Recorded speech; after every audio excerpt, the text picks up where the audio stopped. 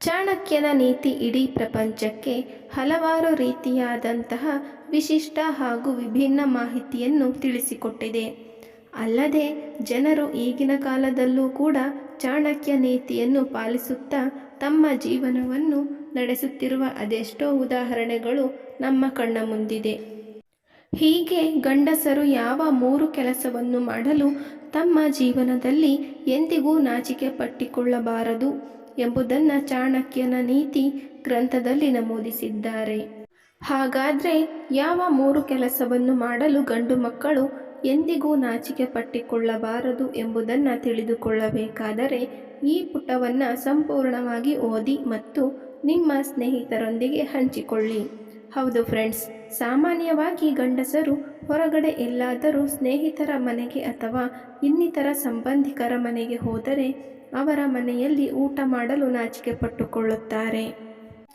ಆದರೆ ಇಂತಹ ತಪ್ಪು ಕೆಲಸವನ್ನು ಎಂದೂ ಮಾಡಬಾರದು. ಬದಲಿಗೆ ಮನಸ್ಫೂರ್ತಿಯಾಗಿ ತಿಂದು ಬಡಿಸುವವರನ್ನು ಸಂತೃಪ್ತಿಪಡಿಸಬೇಕು. ನಮ್ಮ ಹೊಟ್ಟೆಗೆ ಎಂದೂ ಮೋಸ ಮಾಡಿಕೊಳ್ಳಬಾರದು ಎಂಬ ಮಾತಿದೆ. ಅದರಂತೆ ಅನ್ನವನ್ನು ಬೇಡ ಎಂದರೆ ಆ ದೇವರು ಮೆಚ್ಚುವುದಿಲ್ಲ. ಇನ್ನು 2ನೇಯದಾಗಿ ಗುರುಗಳ ಬಳಿ ವಿದ್ಯೆಯನ್ನು ಕೇಳಿ ಪಡೆಯುವುದು. ಹೌದು, ನಮಗೆ ಗೊತ್ತಿಲ್ಲದ್ದನ್ನು ತಿಳಿದುಕೊಳ್ಳಲು ನಾವು ಯಾವಾಗಲೂ ಆಸಕ್ತಿ ತೋರಿಸಬೇಕೇ ಹೊರತು ನಾಚಿಕೆಯನ್ನಲ್ಲ.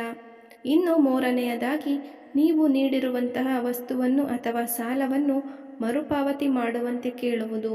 ಹೌದು, ಇತ್ತೀಚಿನ ದಿನಗಳಲ್ಲಿ ಯಾರು ಸಾಲ ಪಡೆದಿರುತ್ತಾರೆ ಅವರು ಮತ್ತೆ ವಾಪಸ್ ನಾವು ಕೇಳುವವರೆಗೂ ಕೊಡುವುದಿಲ್ಲ.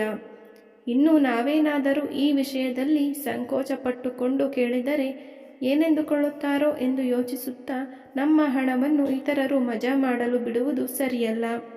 ಹೀಗಾಗಿ ನಮ್ಮ ವಸ್ತುವನ್ನು ಹಿಂಪಡೆಯಲು ಯಾವುದೇ ರೀತಿಯಾದಂತಹ ನಾಚಿಕೆಯನ್ನು ಗಂಡಸರು ಪಟ್ಟುಕೊಳ್ಳಬಾರದು.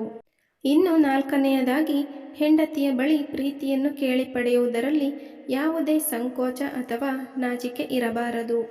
ಅಪ್ಪಿತಪ್ಪಿ ಗಂಡ ಹೆಂಡತಿಯ ಸಂಬಂಧದ ಮಧ್ಯೆ ನಾಚಿಕೆ ಎನ್ನುವುದು ಮೂಡಿದರೆ 3ನೇಯವರ ಪ್ರವೇಶ ನಿಮ್ಮ ಬಾಳಿನಲ್ಲಿ ಆಗುವುದು ಖಂಡಿತ.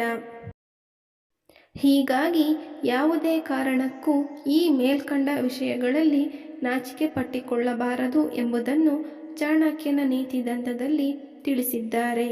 ಸ್ನೇಹಿತರೆ, ಈ ವಿಡಿಯೋ ಇಷ್ಟವಾಗಿದ್ದರೆ ಒಂದು ಲೈಕ್ ಮಾಡಿ ಹಾಗೂ ಚಾನಲನ್ನು ಸಬ್ಸ್ಕ್ರೈಬ್ ಮಾಡಿಕೊಳ್ಳಿ. ಧನ್ಯವಾದಗಳು.